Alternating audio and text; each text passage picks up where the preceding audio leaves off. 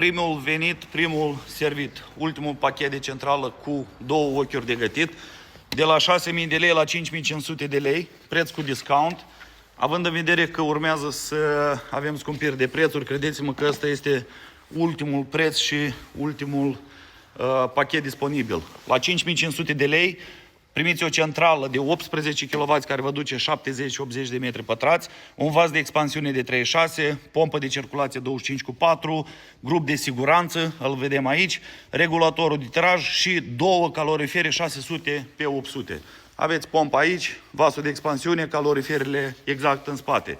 Dacă aveți nevoie de alte mărimi la calorifere, dați-ne un apel, vă modificăm mărimile sau vă adăugăm calorifere în dependență de ce mărimi aveți nevoie și respectiv câte bucăți.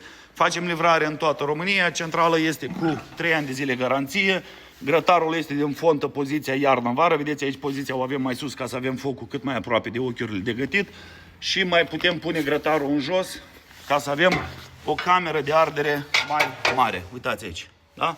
Deci practic când coborâm grătarul jos, mărim camera de ardere. Schimbător de căldură, vă poate duce și un boiler ușor de 80 de litri.